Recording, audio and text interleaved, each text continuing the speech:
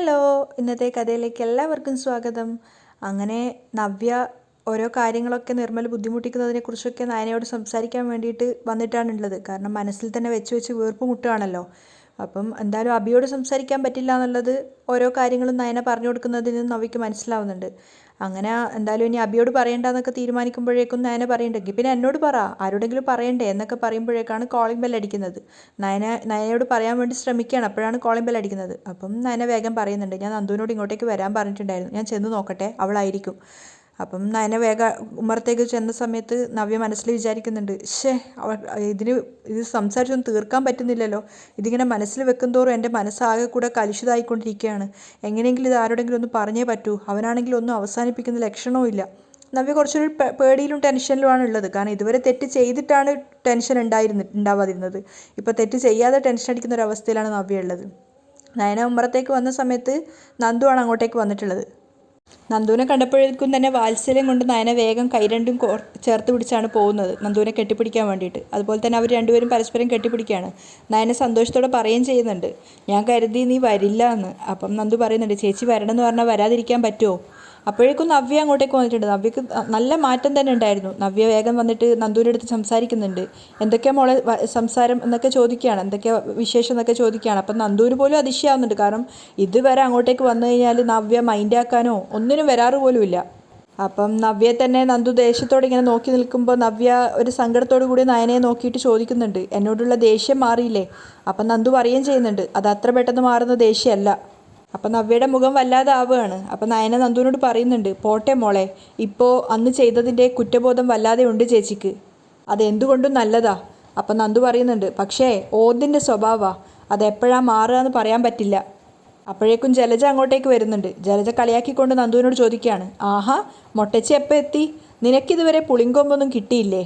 പക്ഷെ അതിന് മറുപടി കൊടുക്കുന്നത് നവ്യയാണ്. ദേഷ്യത്തോടെയും പരിഹാസത്തോടെയും പറയുന്നുണ്ട്, ഇല്ല കിട്ടിയില്ല, കിട്ടുമ്പോൾ അറിയിക്കാട്ടോ. അപ്പോൾ ജലജക്ക് ദേഷ്യം കയറുകയാണ്. അവളെ വിളിച്ചു വരുത്തിയിരിക്കുക ഇനി അടുത്ത നാടകം കളിക്കാൻ. പക്ഷെ നവ്യയാണ് ഒക്കത്തിനും മറുപടി കൊടുക്കുന്നത്.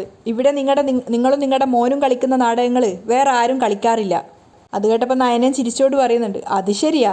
അതുകൂടെ കേട്ടപ്പോൾ ജലജക്ക് ദേഷ്യം കയറുകയാണ്. എങ്കിൽ പിന്നെ ഒരു ബാഗിൽ കുറച്ച് വസ്ത്രങ്ങളുമായിട്ട് പോരാത്തത് എന്താ? ഇവിടെ കുറച്ച് ദിവസം നിന്നിട്ട് പോയാൽ മതിയായിരുന്നല്ലോ. നന്ദുവിനോട് കളിയാക്കിക്കൊണ്ടാണ് പറയുന്നത്. നന്ദുവിന് അതൊന്നും തീരെ പറ്റുന്നുണ്ടായിരുന്നില്ല. അപ്പം നയനയും കളിയാക്കിക്കൊണ്ട് ജലജയെ കളിയാക്കുന്ന രീതിയിലാണ് പറയുന്നത്, അത് ഞാനേ മോളോട് അങ്ങോട്ട് പറയാനിരിക്കുകയായിരുന്നു. നിനക്കെന്താ മോളെ ഇവിടെ കുറച്ച് ദിവസം വന്ന് നിന്നാൽ? നന്ദുവിനോട് ചോദിക്കുകയാണ്. അപ്പം നവ്യ അത് സപ്പോർട്ട് ചെയ്യുന്നുണ്ട്, അത് ശരിയാ, ആണുങ്ങളെപ്പോലും തല്ലുന്ന ആളല്ലേ നീ. അതിനുശേഷം നവ്യ ജലജയെ നോക്കിക്കൊണ്ട് കളിയാക്കുന്ന രീതി സംസാരിക്കുകയാണ്. ഇവിടെ ചില ആളുകളെയൊക്കെ കൈകാര്യം ചെയ്യാൻ നിന്റെ സഹായം വേണ്ടി വരുമെന്നാണ് തോന്നുന്നേ. അത് മനസ്സിലായിട്ടെന്നോളം തന്നെ ജലജയും പറയുന്നുണ്ട്, എന്നാൽ പിന്നെ തല്ലിക്കടി, എന്നെ എൻ്റെ മോനെയും ഇവളെ കൊണ്ട് തല്ലിക്ക്, എങ്കിൽ പിന്നെ അതൊന്ന് കാണണമല്ലോ. അപ്പോൾ നവ്യ പരിഹാസത്തോടെ ചിരിച്ചിട്ട് തലതാഴ്ത്തുകയാണ്. അപ്പോൾ നന്ദു വേഗം പറയുന്നുണ്ട്, ഞാൻ ആരെയും തല്ലാനും കൊല്ലാനും ഒന്നും വന്നതല്ല, എൻ്റെ ചേച്ചിയെ ഒന്ന് കാണാനാ. അപ്പോൾ ജലജ കളിയാക്കുകയാണ്, ഇന്നെന്തായാലും ഇവളുടെ വയറ് അതുപോലെ തന്നെ ഉണ്ട്, പാഡൊന്നും കെട്ടിവെച്ചിട്ടില്ല. അത് നന്ദുവിന് ഇൻസൾട്ട് തന്നെ ആയിരുന്നു. പക്ഷെ നവ്യ പറയുന്നുണ്ട്, അങ്ങനെ പാഡ് കെട്ടിവെച്ചെങ്കിലേ അത് കണക്കായിപ്പോയി. നിങ്ങളുടെ മോനെയും പോലെ ചതിയും വഞ്ചനയായിട്ട് നടക്കുന്നവർക്കേ ഇങ്ങനെയൊക്കെയുള്ള തിരിച്ചടി തന്നേ പറ്റൂ. അപ്പം ജലജ ദേഷ്യത്തോടെ പറയുന്നുണ്ട്, എല്ലാവരും അംഗീകരിച്ചു കഴിഞ്ഞപ്പോൾ അവളതൊരു അവസരമായിട്ട് എടുത്തിരിക്കുക. അപ്പം നയന നന്ദുവിനോട് പറയാണ്, നീ അകത്ത് കയറിയിരിക്ക്, ഞാൻ കുടിക്കാൻ എന്തെങ്കിലും എടുത്തിട്ട് വരാം. വീണ്ടും ജലജ കളിയാക്കുന്നുണ്ട്, ഇരിക്ക്, നല്ലപോലെ കുടിച്ചിട്ടും കഴിച്ചിട്ടും പോയാൽ മതി. അപ്പം നവ്യ ദേഷ്യത്തോടെ പറയുന്നുണ്ട്, അങ്ങനെയേ വിടുന്നുള്ളൂ, എന്താ കുഴപ്പം? അയ്യോ ഒരു കുഴപ്പമില്ല, പാല് കൊടുത്താ ആ കയ്യിൽ തന്നെ കയറി കൊത്തുന്ന ഇനങ്ങളാ. അപ്പം നവ്യ പറയുന്നുണ്ട് ജലജ പോയതിനു ശേഷം, നീ അതൊന്നും കാര്യാക്കണ്ട, ഈ വീട്ടിനകത്ത് കുറേ ആൾക്കാരെ ബഹുമാനിക്കാൻ കൊള്ളാവുന്നവരാ, പക്ഷേ ഇവരെ ഒരിക്കലും ബഹുമാനിക്കേണ്ട കാര്യമില്ല, അത്രയ്ക്ക് കൊള്ളാത്ത ഇനാ. വീണ്ടും നവ്യ സ്നേഹത്തോടെ ചോദിക്കുന്നുണ്ട്, അമ്മയ്ക്കും അച്ഛനും എന്നോടുള്ള ദേഷ്യം മാറിയോ? ഒട്ടും മാറിയിട്ടില്ല, അതിനി അടുത്തൊന്നും കുറയാനും പോകുന്നില്ല, നന്ദു തിരിച്ചു പറയാണ്. അതിനുശേഷം നന്ദു അകത്തേക്ക് പോവുകയാണ്. നവ്യക്ക് കുറേയൊക്കെ മാറ്റങ്ങളുണ്ടെന്നാണ് കേട്ടോ ഇപ്പോഴത്തെ ഒരു പെരുമാറ്റത്തിന് തോന്നുന്നത്. അതേസമയം ദേവയാനിയുടെ അരികിലേക്ക് വന്നിട്ട് ജലജ എരുതിയിൽ എണ്ണ ഒഴിക്കുന്നുണ്ട്. ഏട്ടത്തി, അടുത്തൊരുത്തി വന്നിട്ടുണ്ട് അടുത്ത തന്ത്രങ്ങളുമായിട്ട്, അവളുമാരുടെ വീട്ടിൽ നിന്ന്. അപ്പം ദേവയാനി ചോദിക്കുന്നുണ്ട്, ആര്? കനകയാണോ? കനകയുടെ ഇളയ സന്തതി, ആ കരാട്ടക്കാരി. അപ്പം ദേവയാനി സംശയത്തോട് ചോദിക്കുന്നുണ്ട്, അവളങ്ങനെ വരാറുള്ളതല്ലല്ലോ. അല്ല, ഇവിടെ ഇനി ഒരു പയ്യനും കൂടി ഉണ്ടല്ലോ, അവനെ കൂടി കറക്കിയെടുക്കാനുള്ള വരവായിരിക്കും. ജലജ കളിയാക്കുകയാണ്. അപ്പോൾ ദേവയാനി പറയുന്നുണ്ട്, അങ്ങനെയൊന്നും പറയല്ലേ ജലജെ, അവനും അനാമികയും തമ്മിലുള്ള കല്യാണം ഉറപ്പിച്ചിരിക്കുമല്ലേ. അപ്പോൾ ജലജ പറയുന്നുണ്ട്, പക്ഷേ അവനതിനത്ര വലിയ താല്പര്യമില്ലല്ലോ ആ പെങ്കൊച്ചിനെ കെട്ടാൻ വേണ്ടിയിട്ട്. അപ്പോൾ ദേവയാനി പറയാ, ഉടനെ കല്യാണം വേണ്ടാന്നേ അവൻ പറഞ്ഞിട്ടുള്ളൂ, അല്ലാതെ അനാമികയെ കല്യാണം കഴിക്കാൻ താല്പര്യമില്ല എന്നൊന്നും അവൻ പറഞ്ഞിട്ടില്ല. എന്ന് മാത്രമല്ല, അവളുടെ 2 ചേച്ചിമാരും ഇവിടുത്തെ മരുമക്കളല്ലേ, പിന്നെ അവൾ ഇങ്ങോട്ടേക്ക് വരാൻ ശ്രമിക്കുമോ? അല്ലെങ്കിൽ തന്നെ ആരെങ്കിലും അതിന് സമ്മതിക്കുമോ? ദേവയാനി അങ്ങനെ പറയുന്ന സമയത്ത് ജലജ കളിയാക്കിയിട്ട് പറയുന്നുണ്ട്, എൻ്റെ ഏടത്തി, അങ്ങനെ ആര് അതിന് ശ്രമിച്ചില്ലെങ്കിലും അവളുമാരെ കെട്ടിയൊരുക്കി വിടുന്ന ഒരുത്തി അവരുടെ വീട്ടിൽ തന്നെയുണ്ട്, കനകദുർഗ. അവൾക്കേ ഇവളെ കൂടി ഇങ്ങോട്ടേക്ക് തള്ളിവിട്ട് കഴിഞ്ഞാൽ പിന്നെ ബാധ്യത തീർന്നല്ലോ. അത് കഴിഞ്ഞാൽ പിന്നെ കെട്ടിയോനും കെട്ടിയോൾക്കും ചുറ്റിക്കറങ്ങി നടക്കാം, നമ്മളല്ലേ അനുഭവിക്കേണ്ടത്. ദേവയാനി പറയുന്നുണ്ട്, എൻ്റെ കൊക്കിന് ജീവനുണ്ടെങ്കിൽ അതൊന്നും നടക്കില്ല. എന്ന് മാത്രമല്ല, അനി ഒരിക്കലും അങ്ങനെ ചിന്തിക്കേയില്ല. അപ്പോഴേക്കും അവരറിയാതെ അവരുടെ ബാക്കിൽ കൂടെ അനി പോകുന്നുണ്ടായിരുന്നു. അപ്പോൾ ജലജ പറയാ, എന്തായാലും നന്ദു എന്ന് പറയുന്നവൾ വന്നിട്ടുണ്ട്, അവൾ അങ്ങനെ വരാത്തതാ, പിന്നെ എന്തിനാ ഇപ്പം വന്നേന്ന് അറിയത്തില്ല. അത് അനി കേൾക്കുന്നുണ്ടായിരുന്നു. അപ്പം അനി വേഗം മുകളിലേക്ക് പോവുകയാണ്. അപ്പം ദേവയാനി പറയുന്നുണ്ട്, നയന എന്ന് പറയുന്നവൾക്ക് പോലും അറിയാം അവൾ എന്തുകൊണ്ടാണ് ഇവിടെ നിൽക്കുന്നത് എന്ന്. അച്ഛൻ്റെ ആരോഗ്യത്തിനാ ഇപ്പോൾ എല്ലാവരും ഫസ്റ്റ് പ്രിഫറൻസ് കൊടുക്കേണ്ടത്. അത് അവൾക്കും നന്നായിട്ടറിയാം. തൽക്കാലം അച്ഛന് വേണ്ടി പലതും കോംപ്രമൈസ് ചെയ്തേ പറ്റൂ. ജലജ പറയുന്നുണ്ട്, കോംപ്രമൈസ് ചെയ്യുന്നതുകൊണ്ട് കുഴപ്പമൊന്നുമില്ല, പിന്നെ ആദർശനും അഭിക്കും പറ്റിയ അബദ്ധം ഇനി അനിക്കും പറ്റരുത്. ഒന്നാമത് 2-3 ബ്രാഞ്ചിൻ്റെ ചുമതല അനിയെ ഏൽപ്പിക്കാനിരിക്കുക. അങ്ങനെ അഭിയേക്കാളും വലിയ പൊസിഷനിലേക്ക് അവൻ പോകാനിരിക്കുമ്പോൾ അവന് യോജിച്ച ബന്ധം തന്നെ കിട്ടണം. അപ്പോൾ ദേവയാനി പറയുന്നുണ്ട്, അത് നമ്മൾ ഫിക്സ് ചെയ്തതാണല്ലോ, ഇനിയിപ്പോൾ മാറി ചിന്തിക്കേണ്ട ആവശ്യമൊന്നുമില്ല. ആ, അങ്ങനെയെങ്കിൽ കൊള്ളാം എന്ന് പറഞ്ഞിട്ടാണ് ജലജ അവിടുന്ന് പോകുന്നത്. നന്ദു വീർപ്പൂട്ടലോട് കൂടിയാണ് അനന്തപുരിയിൽ അവിടെ ഹാളിൽ വെയിറ്റ് ചെയ്തിരിക്കുന്നത്. അപ്പോഴാണ് അങ്ങോട്ടേക്ക് അനി പോകുന്നത്. അനിയെ കണ്ടപ്പോൾ നന്ദു എഴുന്നേറ്റ് നിന്നപ്പോൾ അനി വെറുതെ തമാശക്ക് പറയുന്നുണ്ട്, വലിയ ബഹുമാനമൊന്നും വേണ്ട, ഇരുന്നോ. അപ്പോൾ നന്ദു ഒന്നും മിണ്ടാതിരിക്കുന്ന കണ്ടപ്പോൾ തന്നെ അനി പറയുന്നുണ്ട്, അല്ലെങ്കിലും അങ്ങനെയൊന്നും ഇല്ലല്ലോ അല്ലേ. അതിന് മറുപടി ഒന്നും പറയാതെ നന്ദു പുഞ്ചിരിക്കുകയാണ്. അപ്പം അനി പറയുന്നുണ്ട്, ഞാൻ നന്ദുവിനെ കാണണമെന്ന് ആഗ്രഹിച്ച സമയത്ത് തന്നെയാണ് നന്ദു എത്തിയത്. അപ്പം നന്ദു പറയുന്നുണ്ട്, ഞാൻ മനഃപൂർവ്വം വന്നതല്ല, നയനേച്ചി വിളിച്ചു പറഞ്ഞു ഒന്ന് കാണണമെന്ന്. അന്നേരം അനി പറയുന്നുണ്ട്, മനഃപൂർവ്വം വരേണ്ട കാര്യമില്ലല്ലോ, ഇവിടെ നന്ദുവിൻ്റെ 2 ചേച്ചിമാരില്ലേ, അതുകൊണ്ട് നന്ദുവിന് എപ്പോൾ വേണേലും വരാലോ, പിന്നെ എന്നെ കാണാനും വരാം. അതിനൊന്നും നന്ദു ശരിയായ രീതിയിലല്ല മറുപടി കൊടുക്കുന്നത്. നന്ദു പറയുന്നുണ്ട്, അച്ഛനും അമ്മയ്ക്കും തീരെ താല്പര്യമില്ല ഞാൻ ഇങ്ങോട്ട് വരുന്നതിൽ. അതെന്താ അങ്ങനെ? പിന്നെ നന്ദുവിൻ്റെ ചേച്ചിമാരെ കാണണ്ടേ? അത് പിന്നെ ഇവിടെ സംഭവിക്കാൻ പാടില്ലാത്തത് പലതും സംഭവിച്ചല്ലോ, അതുകൊണ്ടായിരിക്കും അവരങ്ങനെ പറയുന്നേ. അപ്പം അനി ചോദിക്കുന്നുണ്ട്, അതുകൊണ്ട് മാത്രമാണോ? അതിന് മറുപടി പറയാതെ നന്ദു പറയുന്നുണ്ട്, നയനേടത്തി കുറച്ചു മുമ്പേ വിളിച്ചപ്പോൾ പറഞ്ഞു അനിയുടെ മനസ്സിൽ ആരോ ഉണ്ടെന്ന്. നമ്മൾ ബെസ്റ്റ് ഫ്രണ്ട്സ് അല്ലേ, അതുകൊണ്ടായിരിക്കും. ആ കുട്ടിയെക്കുറിച്ച് എന്തെങ്കിലും അറിയാവോ എന്ന് എന്നോട് ചോദിച്ചു. ആരാ അനിയുടെ മനസ്സിൽ? നന്ദു ചോദിക്കുകയാണ്. അപ്പം അനി ചിരിച്ചുകൊണ്ട് ചോദിക്കുന്നുണ്ട്, അതാരാന്ന് നന്ദുവിന് അറിയില്ലേ? അപ്പം നന്ദു കുറച്ച് പതറിക്കൊണ്ട് തന്നെ ചോദിക്കുകയാണ്, അനാമികയല്ലേ, നിങ്ങളുടെ കല്യാണം നടക്കാൻ പോവുമല്ലേ? അപ്പം അനി ചിരിച്ചുകൊണ്ട് പറയാണ്, അനാമികയല്ല എൻ്റെ മനസ്സിൽ, പിന്നെ ആരാ? നന്ദു ചോദിക്കുന്നുണ്ട്. അനി അതിനുള്ള മറുപടി പറയാൻ നോക്കുമ്പോഴേക്കും ദേവയാനി സ്റ്റെപ്പിറങ്ങി താഴോട്ടേക്ക് വരുന്നുണ്ട്. ദേവയാനി നന്ദുവിനോടായിട്ട് പറയുന്നുണ്ട്, ആഹാ, ആരാ ഇത്? നിൻ്റെ 2 ചേച്ചിമാരെ ഇങ്ങോട്ടേക്ക് തള്ളിവിടാൻ നിൻ്റെ അമ്മയ്ക്ക് പറ്റി. അതിന് പിന്നാലെ ഇനി നിന്നെയും പറഞ്ഞു വിട്ടതായിരിക്കും ഇവനെ സ്വാധീനിക്കാൻ. അപ്പം നന്ദു അനിയെ നോക്കുകയാണ്. അപ്പോഴേക്കും അങ്ങോട്ടേക്ക് നന്ദുവിനുള്ള കൂൾ ഡ്രിങ്ക്സുമായിട്ട് നയന വരുന്നുണ്ടായിരുന്നു. അപ്പോൾ ദേവയാനി പറയാണ്, നീയും ഇവനും തമ്മിൽ നല്ല ബെസ്റ്റ് ഫ്രണ്ട്സ് ആണെന്നാണ് ആദർശ് എന്നോട് പറഞ്ഞിട്ടുള്ളത്. പിന്നെ നിങ്ങളുടെ പെരുമാറ്റത്തിൽ നിന്ന് നേരിട്ട് മനസ്സിലായിട്ടുമുണ്ട്. നന്ദു ഒന്നും മറുപടി പറയാതെ തലതാഴ്ത്തി നിൽക്കുകയാണ്. അപ്പോൾ രണ്ടുപേരെ മാറി മാറി നോക്കിക്കൊണ്ട് ദേവയാനി പറയുന്നുണ്ട്, അങ്ങനെ ഒരു സൗഹൃദം മാത്രം മതി, വേറൊന്നും വേണ്ട കേട്ടോ. അപ്പം നയന പറയുന്നുണ്ട്, എന്താ അമ്മ ഇങ്ങനെ സംസാരിക്കുന്നത്? ഇവർ തമ്മിൽ നല്ല സുഹൃത്തുക്കളല്ലേ? ആ, ചില സൗഹൃദങ്ങളാ പലപ്പോഴും അപകടകരമായ അവസ്ഥയിലേക്ക് മാറുന്നത്. ദേവയാനി അർത്ഥം വെച്ചുകൊണ്ടാണ് പറയുന്നത്. പക്ഷെ നയന പറയുന്നുണ്ട്, അമ്മ പേടിക്കേണ്ട, എൻ്റെ അനിയത്തിയെ എനിക്കറിയാം, അതുപോലെ തന്നെ ഇപ്പം അനിയെയും. ഇവരുടെ മനസ്സിൽ കളങ്കമില്ല, അതുപോലെ തന്നെ ഇവരെ സംശയിക്കേണ്ട കാര്യവുമില്ല. അനിയുടെ മനസ്സിൽ അനാമികയല്ലാതെ വേറെ ആരോ ഉണ്ട്, അതനി സമ്മതിച്ചിട്ടുണ്ട്.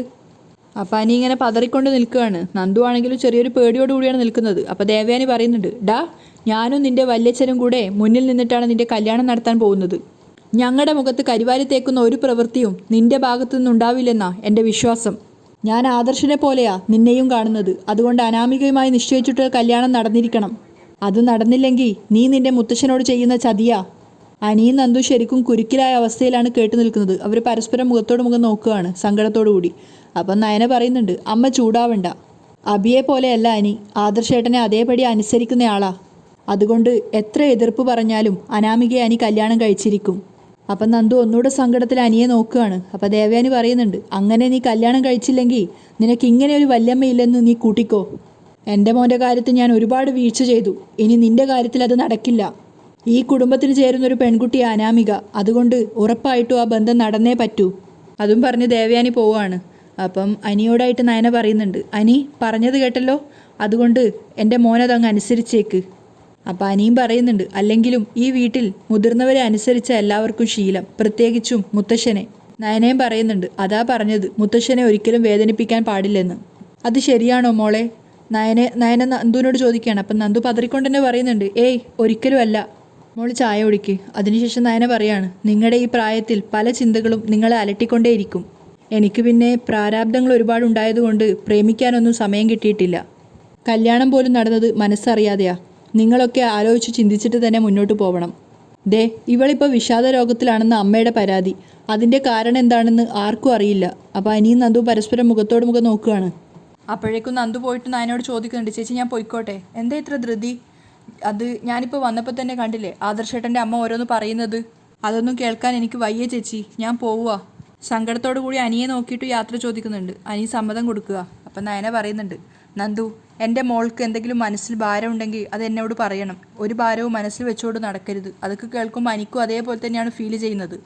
ശരി ചേച്ചി, പോയിട്ട് വരാം എന്ന് പറഞ്ഞ് നയനയെ കെട്ടിപ്പിടിച്ചുകൊണ്ട് നന്ദു പോവാണ്. അതിനുശേഷം ഒരു പുഞ്ചിരി നയനക്ക് കൊടുത്തിട്ട് അനിയും അവിടുന്ന് പോകുന്നുണ്ട്. അതേസമയം നയന ചിന്തിക്കുന്നുണ്ട്, അവളുടെ മനസ്സ് കലങ്ങി മറിയാണല്ലോ, എന്തോ കുഴപ്പമുണ്ട് നയന ചിന്തിക്കുകയാണ്. അതേസമയം അനി വേഗം മുകളിലേക്ക് പോയിട്ട് നന്ദു താഴത്തുനിന്ന് പോകുന്ന നോക്കി നിൽക്കുകയാണ്. നന്ദുവും പോകുന്നതിനിടയ്ക്ക് തിരിഞ്ഞ് നോക്കുന്നുണ്ട് അനി എവിടെയെങ്കിലും ഉണ്ടോ എന്ന് അറിയാൻ വേണ്ടി.